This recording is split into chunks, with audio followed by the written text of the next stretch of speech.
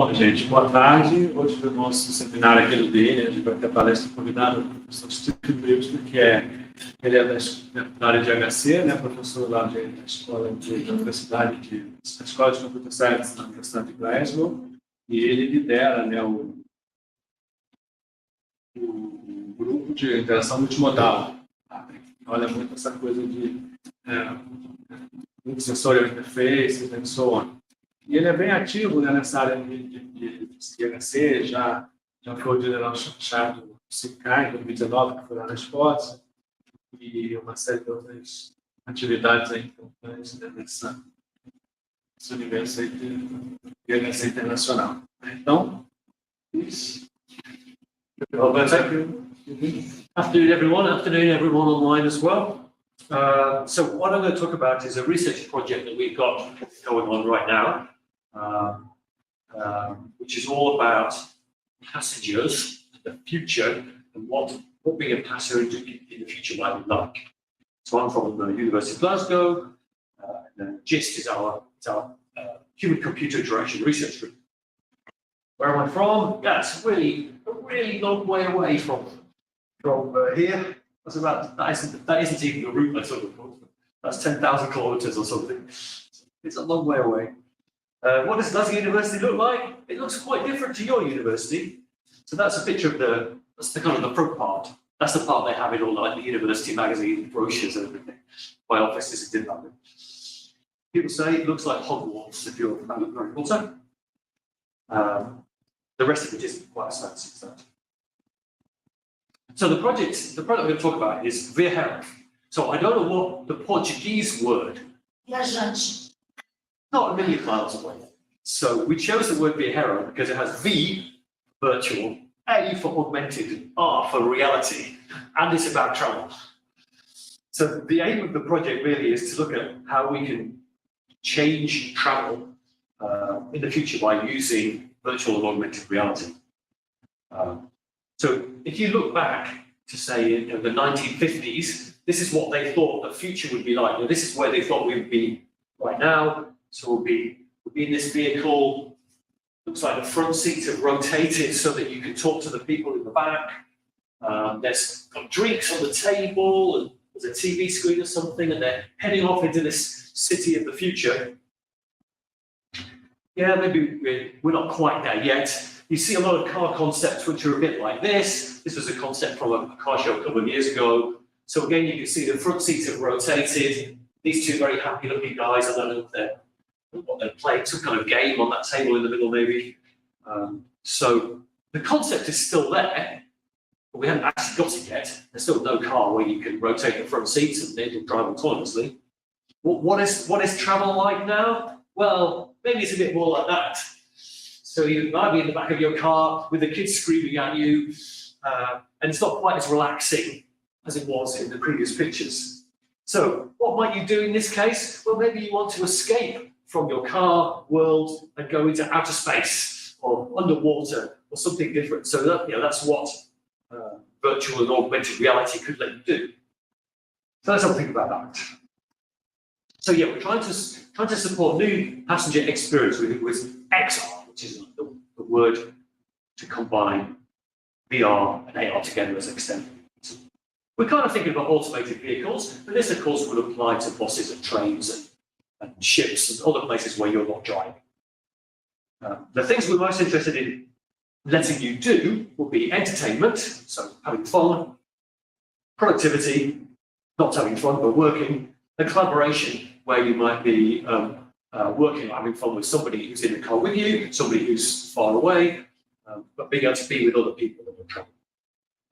In order to do those three things, there are some research challenges we have to think about. So there's interaction challenges, because maybe you haven't got the space to do those big interactions you would do in normal VR. There's some sensing challenges about how you detect emotions.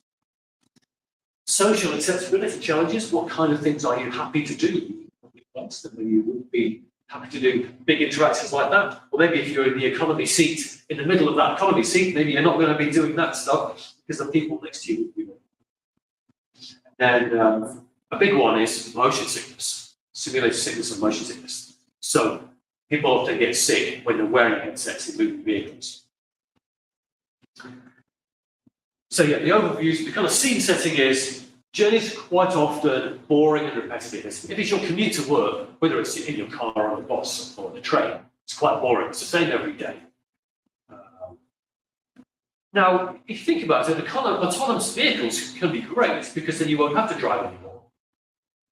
But in some ways, maybe that makes it worse because the only thing that kept you interested for your commute really was driving. And now, well, currently with something like a Tesla, you have to have your hands on the wheel, so you can't go to sleep. You're not supposed to anyway. So you kind of have to be half involved, but then there's not really very much to do. So yeah, maybe that's even more boring. And typically, you might have a limited access to technology. So oftentimes, if you're on the bus, maybe all you've got is your phone. So it's quite small. On my plane flight over here, it was less big than that, but I had a tablet-sized thing in the seat in front of me. So you're quite cut off from technology. So our aim is, well, what could you do if you had an XR display? Maybe this is a future XR headset, which basically looks like this, or maybe something a bit bigger. You took with you all the time. What could that do for you? So maybe you could unlock this kind of boring time and make sure it's not just wasted. You could do something interesting. And that's the link to our project website if you want to have a look at some things on there. So what could we do? Yeah, you could alter, augment, or replace the physical space. So if your children in the back of the car shouting at you, you could go to somewhere more peaceful. Maybe you could be in the desert where it's very quiet. So you could use AR to augment the environment you're in, so maybe make it look different. If you're in a cheapo car, maybe you could change it all so it looks like you're in a really fancy car and just replace all the surfaces with something nice. Or you can make it go away completely and then be in outer space. You can also appropriate elements of reality. So if I'm in a plane seat or a car, well, in the back of a car, there's another seat in front of me. Or maybe there's armrests, or tray table if it's a plane. Maybe I could use those for interaction. And then maybe I can also sense the motion of the vehicle or things about the outside the vehicle and use those in my XR experience. So, for example, maybe my 30 km/h journey could feel like 60, or feel like 100. So I can make it feel more exciting by changing the way I perceive those things in the real world. So let's have a look at a few examples of things you might do. So maybe I want to have a cinema experience. So instead of looking at a movie on my phone like this, I want to look at a movie as if I was in a cinema, IMAX cinema with a huge screen. So that, this is an example. Maybe it's something like this. So this one isn't in the car. Here you can see Mark. He's sat in one location. If his headset on, you can see Fiona in another location, just cut out from her scene with the depth camera, and they're in this VR cinema. You can't really see that. This is a VR cinema kind of environment. So they're sharing a movie experience, but in two different locations. So this could be that Mark is driving somewhere, Fiona is somewhere else, so they can share that experience together. It's not the size of the phone, it's the size of the movie theatre screen. One thing that we'll come back to later on is that kind of content can cause motion sickness. So we'll have to think about how we deal with that. Here's another one, which is actually more mobile. So this is driving around the street in front of the university. So you can see that they're playing a space shooting game in this case. And there's Mark playing a space shooting game. And the movement of the car controls the movement of your spaceship. So as the car turns, your movement of the spaceship turns. So the real world feeds into your virtual world. And earlier in the video, you saw on the dashboard there was some wires sticking up to the stuff. That's our sensing platform, which I'll come back to. And this kind of content, you don't really feel sick because this is very closely matched to the experience of driving. So you don't feel sick in that scenario. Maybe we can't have fun all the time. Sometimes we've got to work. And if I'm in my office, I've got two really nice monitors in front of me, and a keyboard and a mouse, and I can, that's great. I can do lots of work. When I'm out, maybe I have my laptop. Maybe I still just have my phone. So on the way over here, the guy reclined his seat in front of me. I had to kind of have my laptop right down like this, trying to see. It was the work experience was not very good.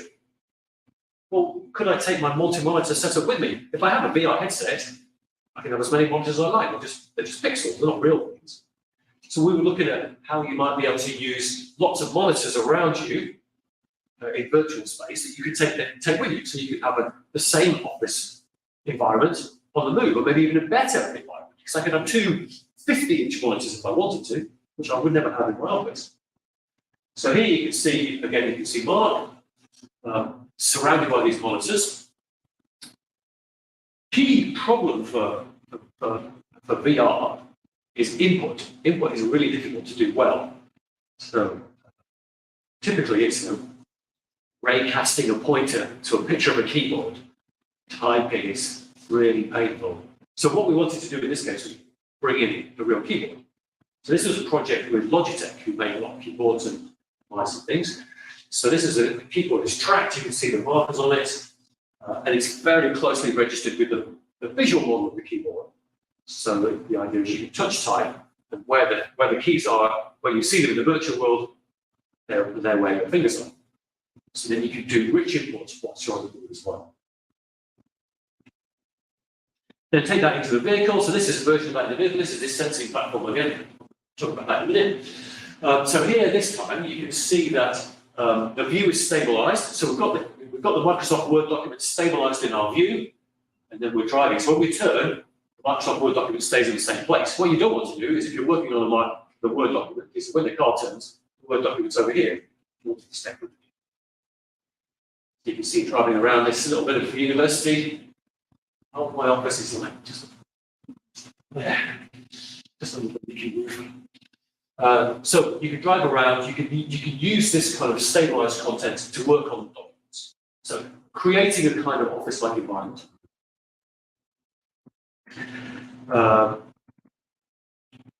What do you call that? Collaboration. So the last part is maybe I want to work with other people or play with other people, share experiences when I'm in the environment. This might be with somebody else in the car. Maybe I'm with my family members, or maybe it's remote. So maybe I'm in the car and one of my colleagues is somewhere else in another car. So we maybe work together remote. So here's an example of one where actually Katrina and I are in the vehicle together. So we now got a shared VR experience. I think this is Katrina's view. So we have a shared VR experience. So we have a model of the city centre of Glasgow, quite a high-res model. This is the train station, just behind there. So what happens is then, it's a bit like a tour bus, when you're on a tour bus, but you're driving around. So you can see we've augmented the side of the train station with some information about what's inside the train station. But this is a kind of shared VR experience. Or another one is, in this case, the space shooting game, and now there's two of us. It's a very rainy day. So we now look shared, so a shared space game. So you can kind of imagine some of these scenarios. Maybe there's some, it's okay, I would like to do that. But it's quite hard to get to some of these because there are some different types of problems that get in the way. So that's all the kind of like the future of how great it might be. Let's think about actually the problems. What are the challenges? So interaction challenges, I mentioned this a little bit with the keyboard, but supporting high bandwidth spatial interactions in confined spaces is quite difficult. I'm crammed into that economy seat in the middle of the row of five, then I have not got a lot of space in order to interact. Lots of interesting sensing challenges. Most headsets right now are not designed to be used in moving environments. They're designed to be still. So any motion detected by the headset is your motion. When you're in the car, it's car motion or your motion. So it makes sensing difficult. There's lots of social challenges. If I'm using a headset in a real environment, then other people are around me. I might worry what you would think of me if I started doing weird stuff in the middle of the bus. And that means maybe I wouldn't want to do that because then I'd feel weird. And then, yes, we have an elephant in the room with this motion sickness, which we'll come back to. And really, the content that you really want is the content that causes the most problem. What I really want is the movie screen to be here, or my Word document to be here, not behind me because the car has turned. So stabilizing the view, that's what causes the problems. So let's think about interaction first. We're all used to the kind of big interactions you might do in VR games. Maybe you're playing Beat Saber, but you're not going to play Beat Saber in that economy playing seat. You're not going to have many friends if you do that. So could you map small movements to large space? So I could do something smaller and add some gain to make that larger. Again, how can we think about high throughput interactions? So maybe I need a keyboard. If I'm going to do work, I really need a keyboard. And then how can we use the physical environment in order to take advantage of that? So maybe the fact you're in a close physical environment is not all bad. If you think about this isn't my plane flight, but could well have been. You've actually got some things around you that you could use for improving the interaction. So maybe you can take the surface of the seat in front of you and actually use that to interact on. I don't know if you can recognise Daniel in that picture there. That's Daniel wearing a headset. One of two connections to Brazil in this talk. So Daniel, I think he's a graduate of here. No, Master. Yeah. So now Daniel works in my group. So what you can see here is that we've got this virtual object closely registered with the seatback, so that when he touches that virtual object, he's actually touching solid surface. So it feels solid, which is really good because then you can create realistic objects using the physical things you have around you. So you might have some different kind of displays. So here, then you might use this as a kind of touchpad or a screen to control that with his office document display up there. You might use the tray table, so the kind of convenient location for your hands. You could use a tray table as interesting. It's also got some interesting features, like often have a little section here and a place there, which give you some kind of haptic dial or slider. Or maybe you've got the armrest, so you can do different interactions with the armrest. So you can take advantage of these kind of things. And actually, we have a paper submitted right now to the CHI conference, which is a big HCI conference. We're hoping it gets accepted, which is all about how you can use these physical features around you to take advantage of this for the interaction. And actually, using the seatback turned out to be a really great way of doing input compared to, for example, mid-air. So you can imagine you just display a keyboard in front of you and you could just type like this.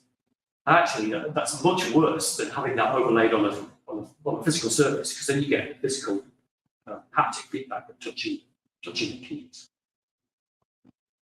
So hopefully that paper will be accepted very, very shortly.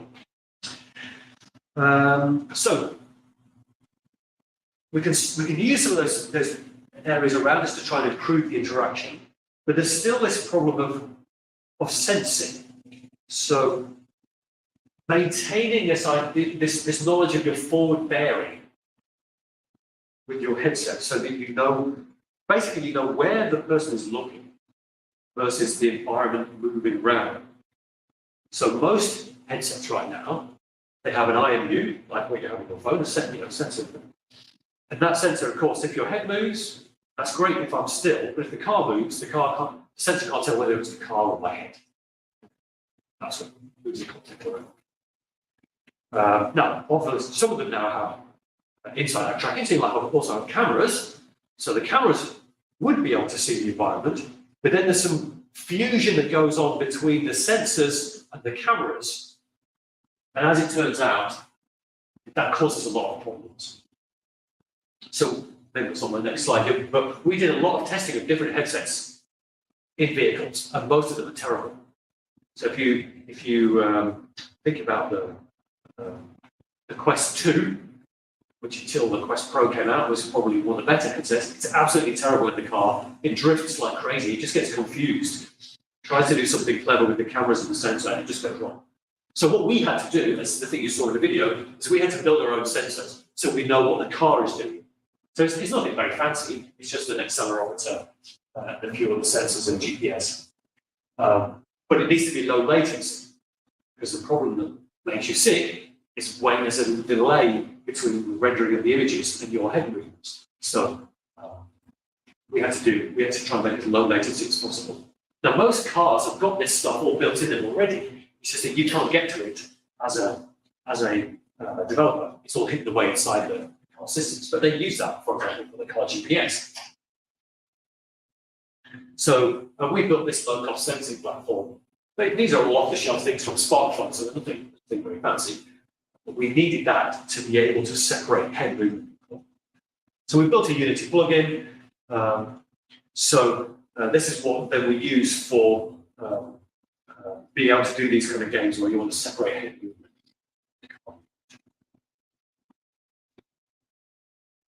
And it broadcasts it wirelessly. So if there's multiple headsets in the car, they all get it. They all get it wirelessly. So you only need one setup of the car to broadcast it.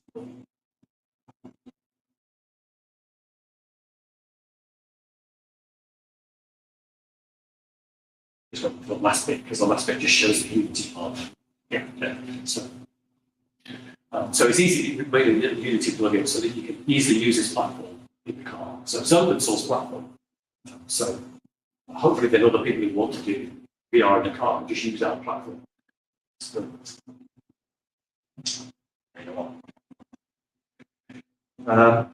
assuming that you've got some of those technical issues sorted out, there are still social issues to think about. Most headsets, the designers assume that you're using them in the home, or maybe in the office, but probably in the home. Not really in kind of crazy social settings where other people are around who don't know you. So yeah, you might be alone in the vehicle, it's your own car, but you might well be sharing with other people. It's a bus or a train or something else. You're likely to be with people you don't know. So then that brings up some interesting issues. So for example, where should displays be located? What kind of interactions are acceptable? What kind of information do you need from the real world to help you understand what's happening around you?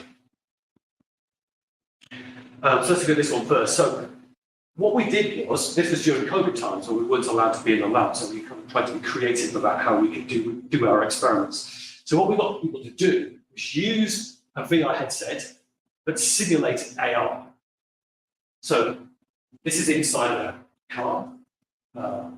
What we asked people to do was, well, where would you want to put screens? If you could put them anywhere, where would you choose to put them?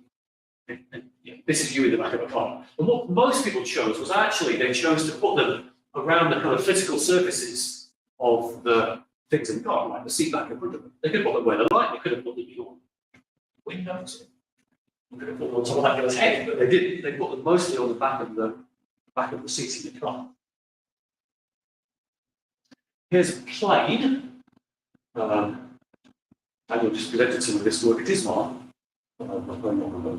So in the plane scenario, you've got two people, one either side, you're in that middle seat in economy. We said, well, where would you want to put the screens? In the office, where would you put them? Well, you'd put them like this.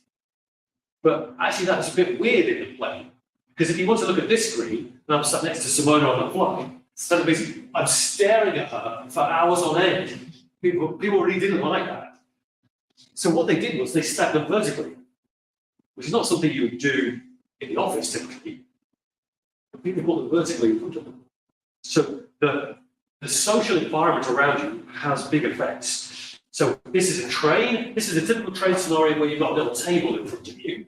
So again, it's a bit weird, because if I put a screen in here, then I'm like staring into your face for 5 hours once I'm using my device. So what people did, they put them on the table, just where you put your laptop or your magazine or your phone.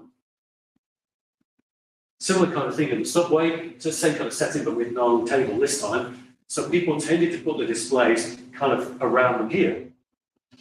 I don't know, maybe you're more sociable in Brazil, but in the UK anyway, you do your absolute best not to look at anybody when you're on the subway. You're trying to look here, down here, you don't want to look at anybody. So people really put those displays out of the way so that they didn't then have to look across at people on the other side.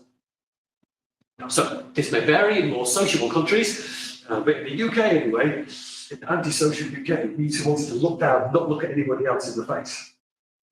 So the physical environment, the pixels are pixels, you put whatever you like. You might say, well, it's free, you put them wherever we like. But no, you can't do that because that has social effects. People felt awkward about doing that. So there are physical constraints there. Here's another interesting part of it. So that was really the output. So what about input? How would you do input in this kind of situation? So here we put a virtual scene. We composited Roman, the student, into the virtual scene, and then she was doing different types of interactions.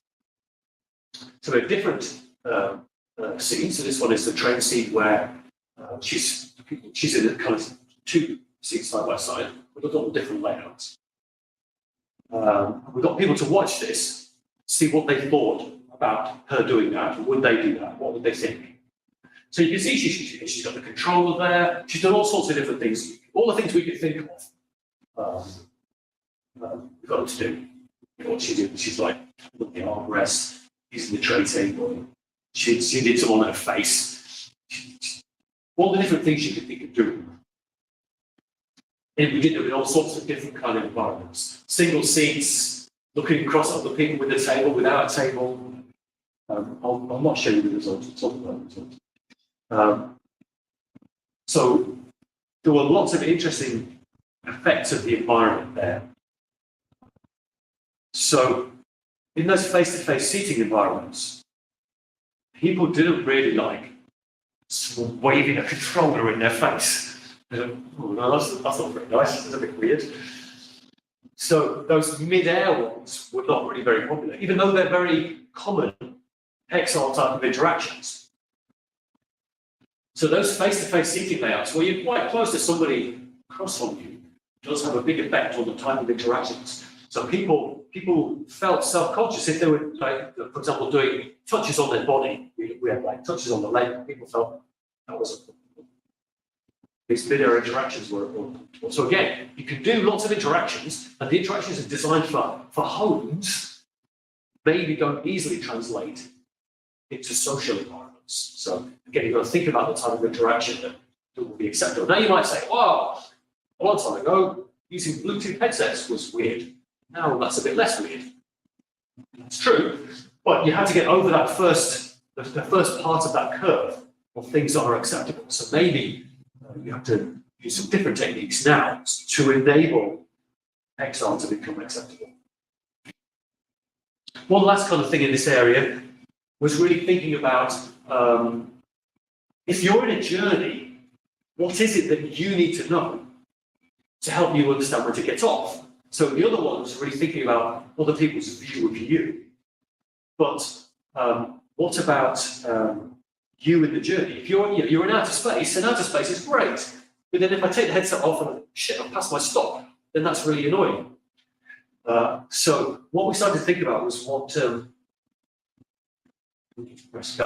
what you can see, so this is a London bus. Again, it's a kind of VR in AR scenario. It's kind of Inception type scenario. So you start off on the bus, and then you put the headset on, and then you go into a different environment.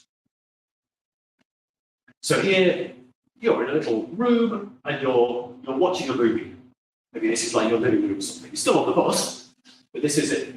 So then we start to think, well, what things would you need from the environment to know, to make you feel comfortable?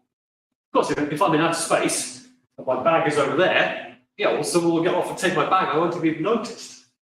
So, do I want to know where my positions are? Do I want to know where other people are? Or you can see the physical infrastructure of the bus there with the seats in it. So trying to see what people would want from that virtual world, from the real world in the virtual. Bringing it all in, that's fine, but that totally destroys your sense of presence and immersion. So maybe bringing in less is useful because you're more immersed, but what do you want to know about? So people really wanted to know about where their stuff was so that we could steal it. It's not really shown in this one, but signs about what the stop was so that you knew if it was your stop or not. So you didn't go past your journey. They didn't really care about the physical infrastructure, but they did care if somebody sat down right next to you. They wanted to know about that. So they, thinking about those kind of very physical things is also important to make sure that you feel comfortable in the environment. It's not about the other ones were kind of people looking at you and you feeling weird doing it in front of them. This one more is about your own personal safety and feeling comfortable. Because if you're in a different space, somebody could come in and take your stuff and you've never even done.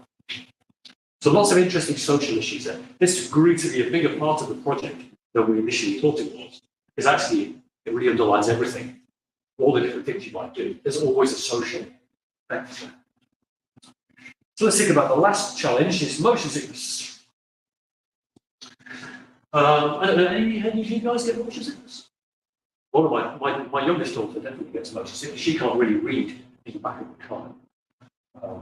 So they say about 30% of people get it, but actually you can induce it in a lot more by doing nasty things like they do just to pilots or astronauts. So eventually, everyone gets it.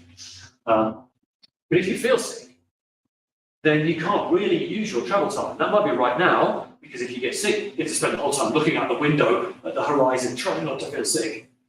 Or if you do start to feel sick, you can't play games, you can't do anything because you don't feel it. So the kind of main theory about why it happens is the idea that your eyes are still, so you're reading the book, but your ears and your vestibular system are detecting all the motions of the vehicle. So there's a mismatch between the two, and that's what makes you feel sick. And the video which is played there, that's the problem with this kind of concept. It's okay when you're in the spaceship and space is moving around because you don't get sick. But when you're trying to see a Word document in front of you, your eyes are still, but then the car is moving. That can make you sick. So this immersive content can make it worse. So that's the most useful. That's the content you really want if you want to watch a movie. But that's the type that makes you most sick. So we've been thinking about this in two different ways. So first part is detecting the onset of motion sickness. So knowing when it starts. If you haven't got it, great. If you start to get it, then we can try and do something for you. So once we can detect it, then we can try and mitigate it, try and reduce it. So the first part is motion sickness detection. So we did a kind of long and detailed set of studies trying to detect what features are there that from you as a human that we can detect that tells us when you're motion sick. So we started off. This is cyber sickness in this case, just because the person wasn't moving, and we created different visual views that weren't moving. So it's kind of vexing. So we measured all sorts of different things. So we have a PPG sensor, that's the kind of thing you have in your smartwatch for detecting heart rate, fingertip temperature, forehead temperature. We had a heart rate strap for heart rate variability, or galvanic skin response for changes in skin. Tested all sorts of things. And we then had different types of tasks. Very simple attention task, where something just moves on the screen and you just have to look at it.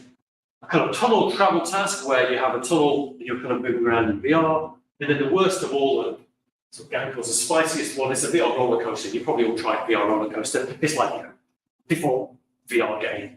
You put on the headset and then you're on a roller coaster and it's going around and makes you feel sick. So we tried the whole range of those. So I'm not an EEG expert. If you want to know more about that part, I can tell you. But what we found was clear indicators from the EEG signal in your brain about motion sickness. So we got people to rate their motion sickness. There's standard rating scales for that. And we can correlate that with what we can see going on in their brain. We've seen some brain images from one participant wants to learn. So brain frontoparietal connectivity decreases with increasing sickness. That's fine. but that's not really very useful for us because you're not going to put on, you know, you're not going to go and wear all that when you're in the car. So the more interesting thing was, what other physiological measures also correlate with those? One of the ones that was the best of all was fingertip temperature. So we had a temperature sensor on your fingertip. That one was a good match for motion sickness. A better match than the forehead one. So I can't explain why all these things are, but we know that they exist. Heart rate, there were some effects of heart rate as well. So a combination of these things could help. But the nice thing is that then some of these are very easy to measure. So measuring fingertip temperature, measuring heart rate. There's also done some work on pupils in your eyes. They're relatively easy to measure, much easier than EEG. So it means now we can actually detect the onset of motion sickness quite reliably. So once you know when it's starting, then you can think about trying to get rid of it again. So we're looking at two solutions for this. The first one is brain stimulation, and the second is a visual display. So brain stimulation. So by using very light electrical signals, we're looking at here or here, then basically what that does is it adds some noise into the signals going into your brain. And then the brain says, hey, hold on a minute, there's something noisy about the stuff that's coming from here. We'll disregard that and just use the stuff that's coming from here. And so that then you don't get that mismatch. Well, the one on top, that's the sense of the part of the brain which integrates the signals from your eyes and your listening. So again, if there's some noise in there, kind of defaults to the visual, and therefore you don't get so much sickness. And so a lot of our studies so far, except we play that, have been in this rotating chair in the lab, because that means we can control everything. So we can rotate this chair. Now we don't get accelerations and decelerations, which we're about doing in car study now. This one means we can control it more precisely. So we can rotate, we can generate motion sickness by doing that. You can clearly make people sick.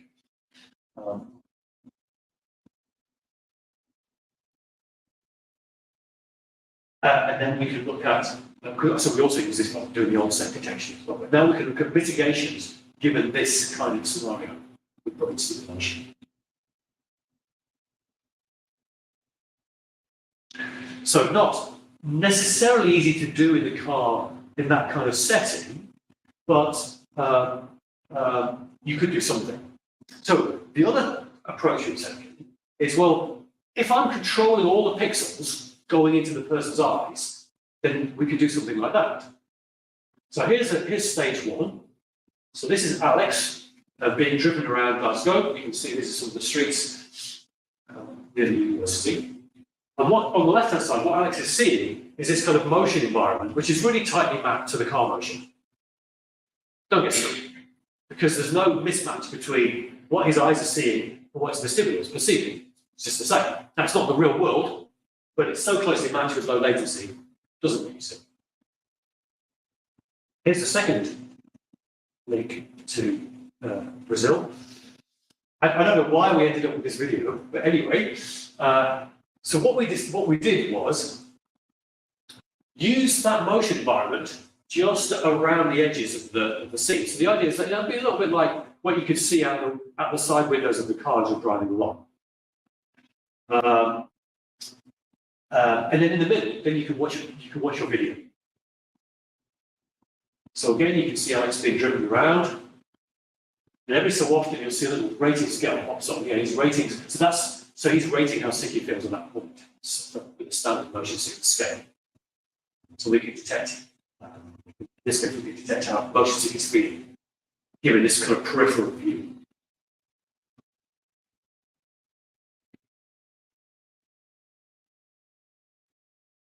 So the neurostimulation experiments are ongoing.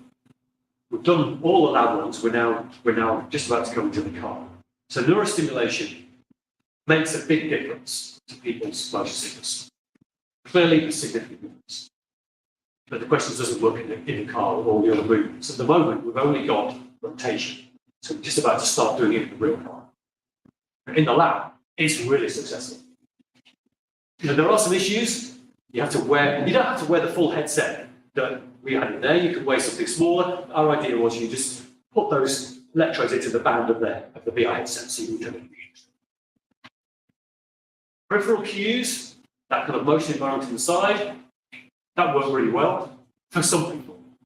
Not for everybody, but for some people that really worked. And so we've also done some using 3D audio, another kind of paper which is currently in review. So you can have audio, imagine the sounds of the air conditioner, sort of fixed in the environment. So you can have things fixed in the environment, so as you turn, that stays in the same location. Or if it's like, if you're listening to music, you have the music with you. So we found that if you added sounds, 3D sounds, to the visual scene, then that could reduce motion sickness as well. So obviously audio plays a role too. Maybe there's some role in haptics. One thing I didn't really show so much on here, but another experiment was looking at how you might use changes in the window that you're actually looking at to help cue. That also reduces motion sickness. So we're starting to make some impacts on motion sickness. So really the idea is a kind of closed loop system that would start to detect the motion sickness when it begins, starts, we do some things to you, maybe we'll show you some visual display, it goes away. Or it keeps more, we do more stimulation, we do some brain stimulation. So eventually that we can try and do as much as possible to stop the motion sickness occurring. So I think motion sickness is not something I really ever thought about before this project. Hey, what's it got to do with computer science? It's nothing to do with computer science. But actually, it turns out it really is. So we're now working quite a lot on it. So, nearly time to finish. Let's think of some final conclusions. So the big motivation was we spend a lot of time as passengers. Supposedly in Europe we do on average 12,000 kilometers a year each travel. Don't know what it is in Brazil. Maybe it's about the same. So that's a lot of time wasted potentially. So could we use that time more effectively? Now, on my flight over here, those 12 hours, yeah, I really would have preferred to be in an IMAX cinema or have my monitors, my big monitors, than just looking at that little screen. So our aim is entertainment, work, and collaboration, a range of different things you could do that would be more interesting than just using your phone. I talked about these different challenges.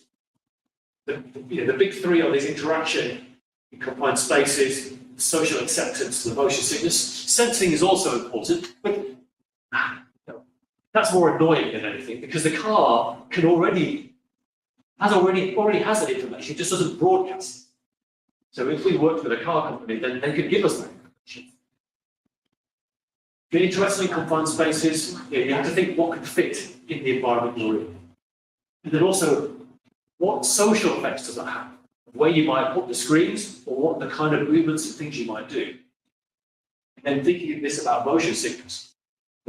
You could do those things, but they're no use if everybody feels sick if they're watching an IMAX movie. So thinking about how we can do something here could really make a difference. So the idea is you could unlock the potential of travel time in future vehicles, to make it more fun, make it more interesting, make it more useful than just sitting in there using your phone or being able to do nothing. So that's the end. There's lots of people who've been involved in this work. Mark, you saw him in the car a few times. Graham was the driver in one of those. Daniel, you saw him on the VR seats. Katrina, she was in the car. Gang is the one who was doing the neurostimulation experiments, and various others as well. So the whole group of people working on this. That will stop.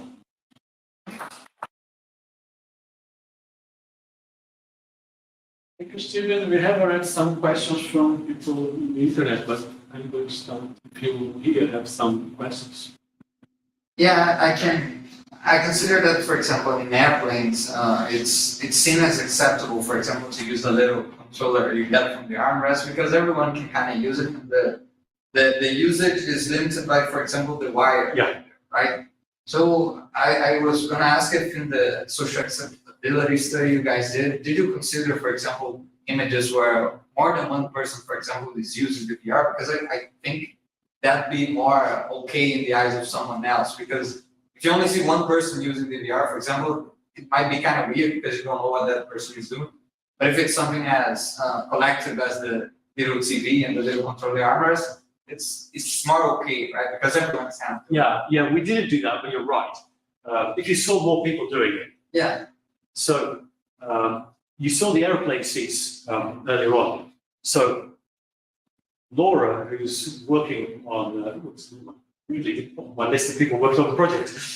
Laura is doing a lot of work on social acceptability. She's going to do an experiment where she gets 6 people, because we have 2 sets of 3 seats.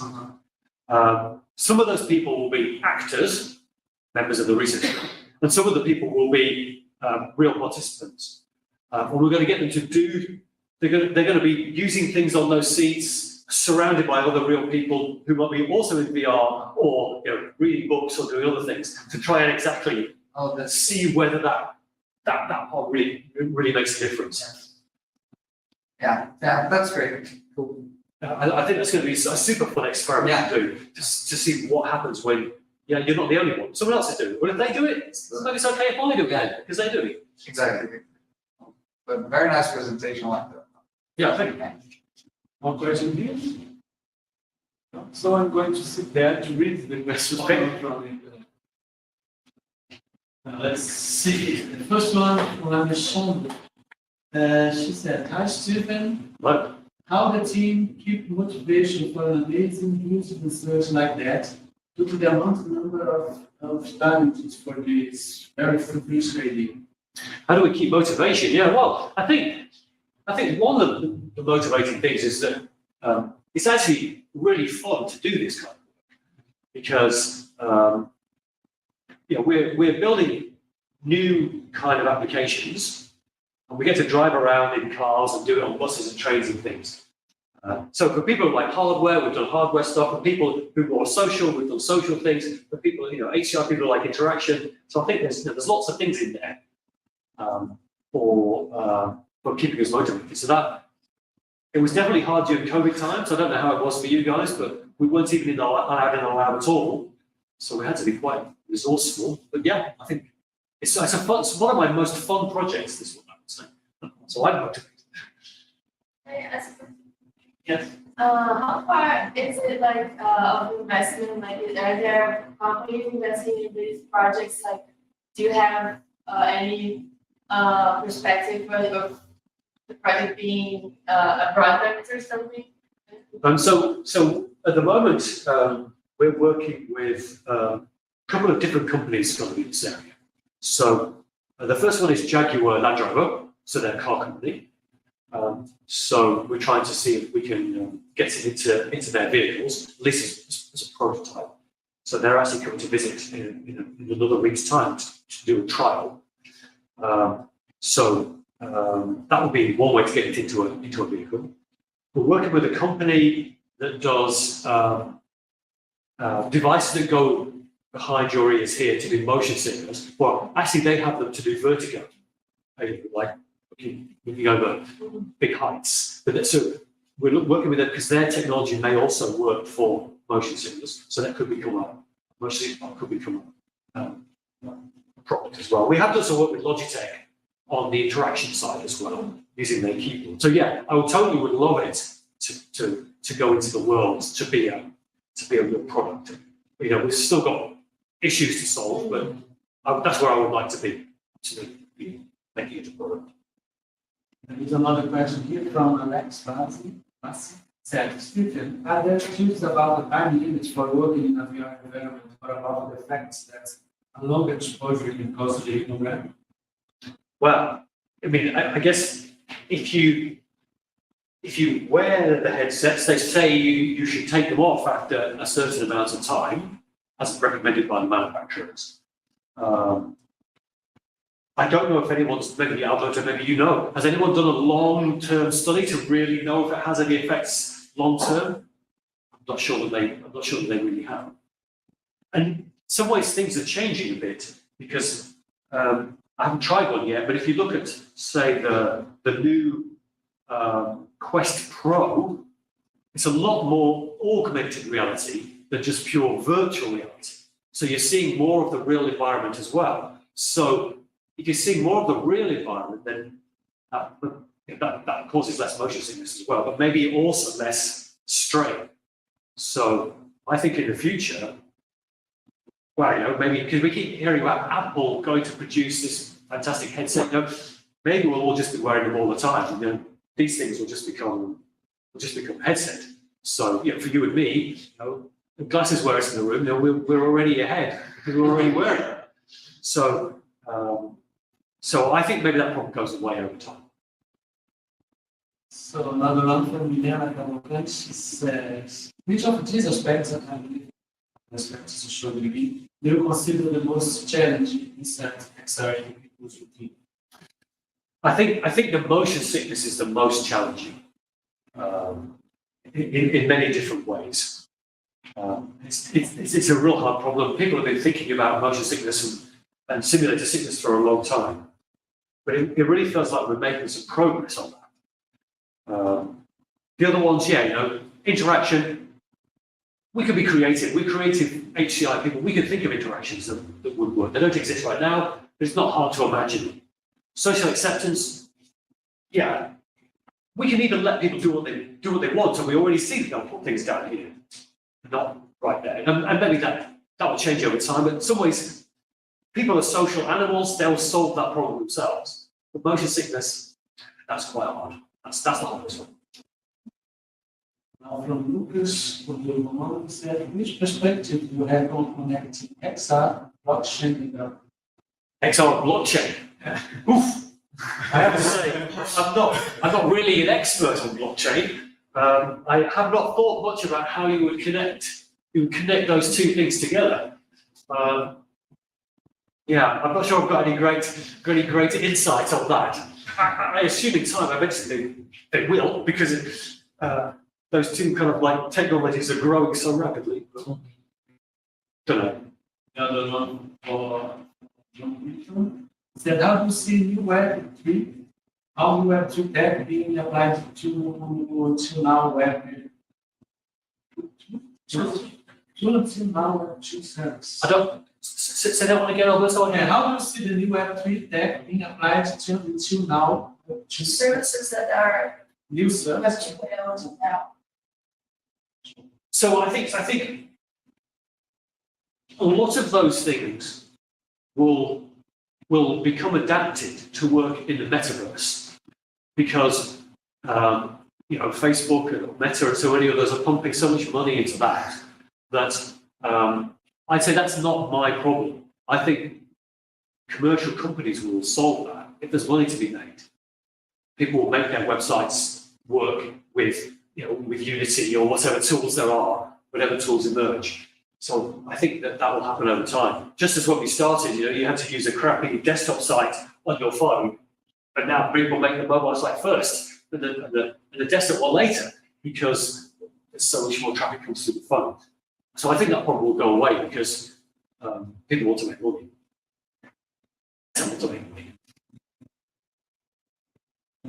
We don't have any questions more.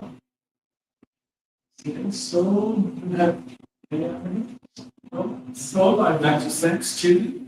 Thank you. Goodbye.